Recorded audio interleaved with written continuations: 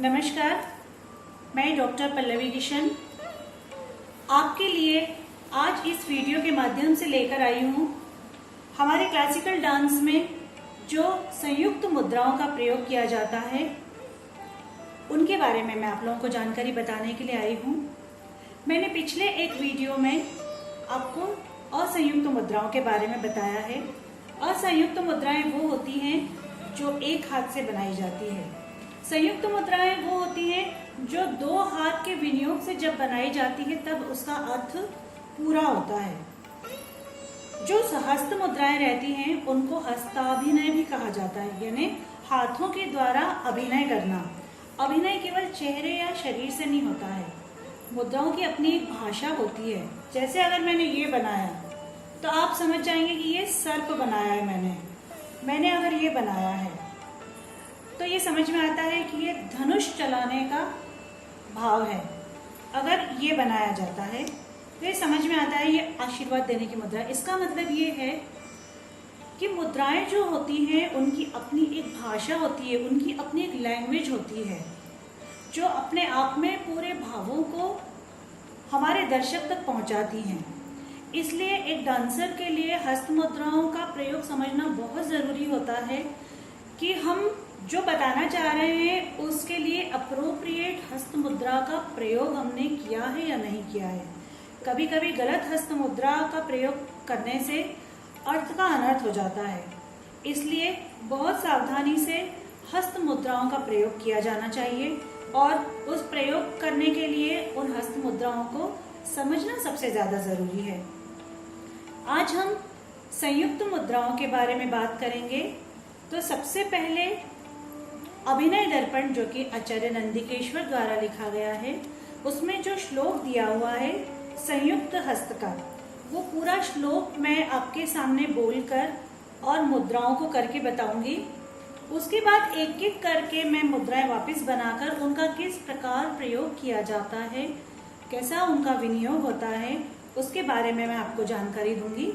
तो सबसे पहले मैं शुरुआत करती हूँ संयुक्त मुद्रा के श्लोक की। अंजलिश्च कपोतश्च कर्कट स्वस्तिकस्तथा डोलाहस्त पुष्पपुटः उत्संग शिवलिंगकः। डोलाहस्त पुष्पपुटः उत्संग शिवलिंगकः। कटकावर्धनश्चैव कर्तरी स्वस्तिकस्तथा। कटकावर्धनश्चैव कर्तरी स्वस्तिकस्तथा। शकटं शंख चक्रे च संपुट पाशकीलकौ। मत्स्य कूर्मो वराहश्च गरुडो नागबन्धकः। खट्वा भेरुण्डकाखेश्च अवहितस्तथैव त्रयोविंशतिर्युक्ता पूर्वगे भरतादिभिः। ये पूरा श्लोक है। कुछ जगह पर आपने देखा होगा मैंने लाइंस को रिपीट किया है। जब एक ही मुद्रा का दो तीन प्रकार से विनियोग बताया जाता है तब हम उसको अलग अलग तरीके से बताते हैं। जैसे एक उत्संग ये बताया मैंने, एक उत्संग ये बताया। तो यहाँ पर मैंने लाइंस को इसलिए रिपीट किया है कि मैं दोनों का आपको विनियोग बता सकूं। अब हम एक एक करके मुद्राओं के बारे में बात करेंगे। मुद्राओं के बारे में हम बात करें उसके पहले मैं एक बार फिर से आपको उंगलियों के नाम के बारे में बताऊंगी, क्योंकि उंगलियों के नाम आपको मालूम होना जरूरी है। ये अंगुष्ठ, ये तर्जनी, मध्यमा, अनामिका और कनिष्ठिका। ये मैं आपको इसलिए बता रही हूँ कि मैं इन्हीं शब्दों का प्रयोग करूंगी। अब हम सबसे पहले आते हैं अंजलि। अंजलि मुद्रा जो है वो प्रणाम करने में, और जब हम इसको मस्तक पे मुख पर और हृदय पर लगाते हैं। तो नृत्य में गुरु को, ईश्वर को, अतिथि को, ब्राह्मण को प्रणाम करने के लिए अंजलि मुद्रा का प्रयोग किया जाता है। इसके बाद आता है कपोत। कपोत मुद्रा का प्रयोग जो है वो नृत्य में आदर पूर्वक किसी की बातें सुनने के भाव के लिए किया जाता है। उसके बाद है करकट। जब हम इन उंगलियों को चौड़ा करके आपस में इस प्रकार से रखेंगे तो ये होता है करकट। करकट होता है केकड़ा। ये जब दिखता है ये ऐसा लगता है केकड़े के समान दिखता है। ये वृक्षों की जो शाखाएं हैं उसके लिए भी प्रयोग किया जाता है। आपस में मिलने के, एक समूह का दूसरे समूह से मिलने का जो भाव है उसको बताया जाता है। उसके बाद है स्वस्तिक। स्वस्तिक जो है वो किसी भी कार्य में एक सम्मानजनक भाव के लिए प्रयोग किया जाता है। उसके बाद आता है डोला हस्त। डोला हस्त को इस प्रकार से भी प्रयोग करते हैं, इस प्रकार से भी प्रयोग करते हैं। ये नाट्यारंभ की मुद्रा है। इसका विशेष रूप से भरतनाट्यम में प्रयोग किया जाता है। उसके बाद आता है पुष्पपुट। पुष्पपुट आप देखते होंगे कि हर प्रकार के नृत्य में इसका प्रयोग किया जाता है। जैसे हमारे हाथों में पुष्प लेने का भाव है या जल ग्रहण करने का भाव है। हम किसी देवता पर, शिवलिंग पर जब जल का अभिषेक करते हैं उसके लिए भी इसका प्रयोग किया जाता है। तो इसका जो प्रयोग है वो जल के लिए किया जाता है। उसके बाद आता है उत्संग। उत्संग में आप देखिए, इसमें हम इन 3 उंगलियों को, तर्जनी, मध्यमा और अनामिका को अगर नीचे झुका देते हैं दोनों हाथों से और इनको क्रॉस करके हम कंधे पे रखते हैं तो ये उत्संग है। इसका प्रयोग आलिंगन, आलिंगन या जो मिलने का भाव है उसके लिए किया जाता है। उसके बाद आता है शिवलिंग। शिवलिंग में एक हाथ से शिखर मुद्रा और एक हाथ से पताक। जब पताक को इस तरीके से रख के शिखर मुद्रा को उसके ऊपर रखा जाता है तो ये भगवान शिव के शिवलिंग को बताती है। इसके बाद आता है कटकावर्धन। इसमें हम जो हमारा अंगुष्ठ है उसके साथ में तर्जनी और मध्यमा को जोड़ते हैं। जब हम इन दोनों को यहाँ पर रखते हैं तो ये कटकावर्धन बनता है। कटकावर्धन जो है ये 2 युगल को एक साथ दिखाने के लिए भी किया जाता है। उसके बाद आता है कर्तरी स्वस्तिक। जब हम हमारे जो मध्यमा और तर्जनी है उसको हम इस प्रकार से रखते हैं, थोड़ा सा आगे पीछे, और इसको क्रॉस करते हैं तो ये होता है कर्तरी स्वस्तिक। यहाँ पर कोई भी मांगलिक कार्य करने के लिए कर्तरी स्वस्तिक का प्रयोग किया जाता है। उसके बाद आता है शकट। शकट मुद्रा बनाने के लिए हम मध्यमा और अंगुष्ठ को आगे लाएंगे और जो हमारी तर्जनी है उसको हम इस प्रकार से फोल्ड करेंगे दोनों हाथों से। जब हम इसको यूं रखते हैं ये किसी भी राक्षस को बताने के लिए, और जो खल पात्र जितने भी होते हैं उन पात्रों को बताने के लिए, जैसे रावण है, कंस है, इस प्रकार के पात्रों को बताने के लिए शकट का प्रयोग किया जाता है। उसके बाद आता है शंख। दोनों हाथों से हम इस प्रकार बनाए, अंगुष्ठ को दूर रखेंगे। अब इस हाथ के अंगुष्ठ को हम इन 4 उंगलियों से जब पकड़ेंगे और इसका अंगुष्ठ इसके मध्यमा से हम छुएंगे तो ये शंख मुद्रा बनती है। ये देखिए शंख के समान दिखता है। हम इस प्रकार से शंख बजाने का जो भाव है वो बताने के लिए शंख की मुद्रा बनाते हैं। उसके बाद है चक्र।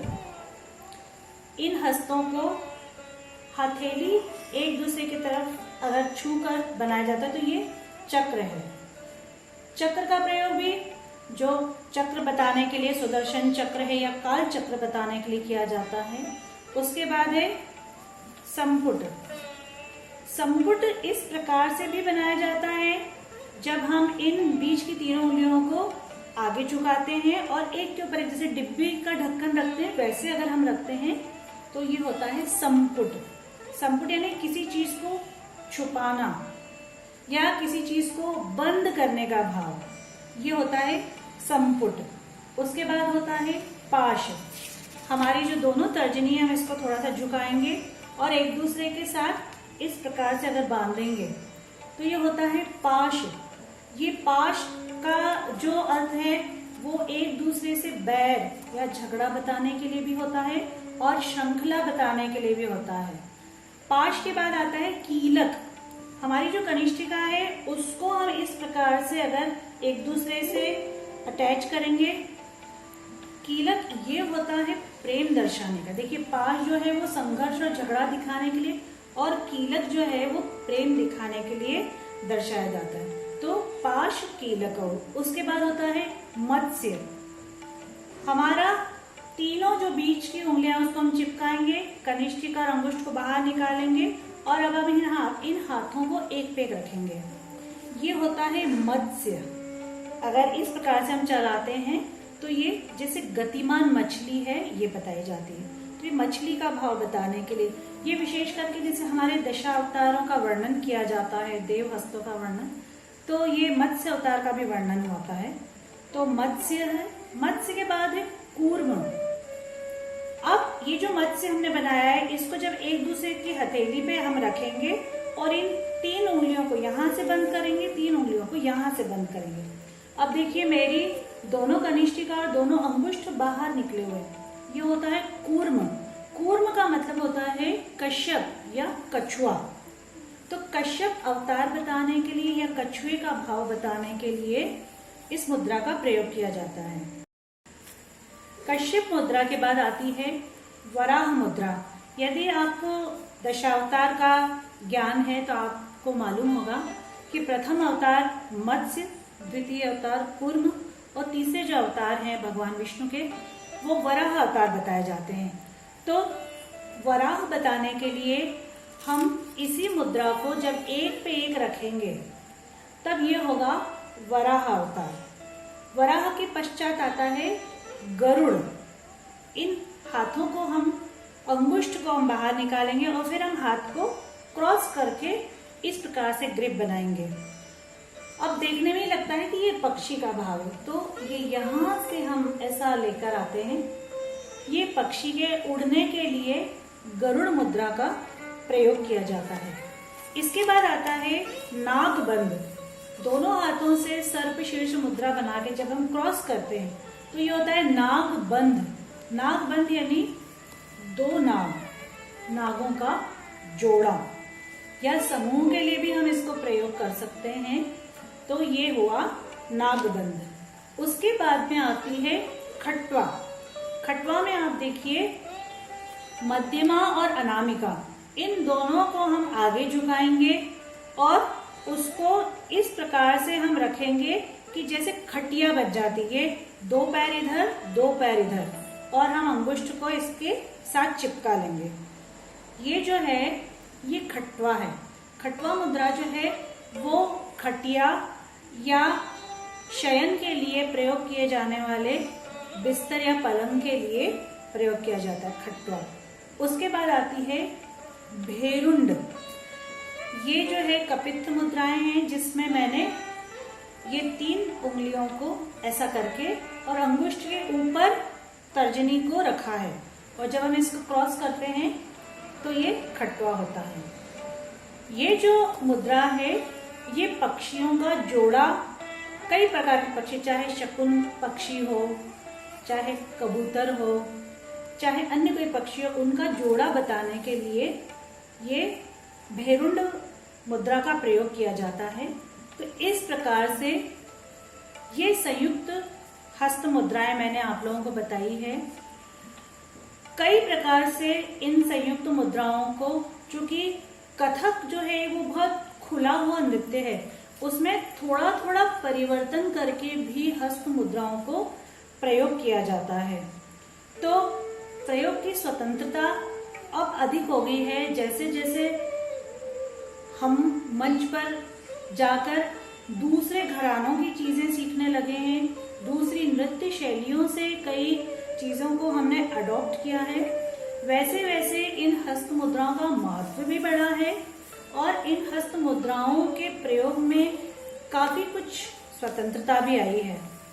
पर मुख्य रूप से बेसिक जो है संयुक्त मुद्राएं हैं, वो जो मैंने आप लोगों को बताई है, वो उस प्रकार से उसका विनियोग है। थोड़ा बहुत परिवर्तन करके हम उसका प्रयोग कर सकते हैं, लेकिन उसका प्रयोग हम तभी सही कर सकते हैं जब हमको उसका सही नॉलेज हो। तो ये संयुक्त मुद्राएं मैंने आप लोगों को आज बताई है, इनको आप जरूर देखिए और सीखिए। यदि आपको मेरा ये वीडियो पसंद आया है तो आप प्रतिकल्पा उज्जैन ऑफिशियल के हमारे YouTube चैनल को जरूर सब्सक्राइब करिए, लाइक करिए और हमारे इस वीडियो को आप शेयर भी कर सकते हैं जो अन्य लोग हैं जो क्लासिकल डांस सीखते हैं उनके साथ में। और आप बेल आइकॉन जरूर प्रेस करिए ताकि जब भी हमारा कोई वीडियो डलता है या हम ऑनलाइन आते हैं तो आप तक उसका नोटिफिकेशन आए। और इसी प्रकार से जुड़े रहिए। कथक नृत्य से या उसके शास्त्र से जुड़ी हुई कोई भी चीज अगर आप मुझसे सीखना चाहते हैं तो मेरा मोबाइल नंबर है 9424065841। आप मुझे उस पर अपना मैसेज भेज सकते हैं कि आप क्या सीखना चाहते हैं। मैं पूरा प्रयास करूंगी कि मैं आपको वो सिखाने की कोशिश करूं। इस वीडियो में यहीं तक। नमस्कार।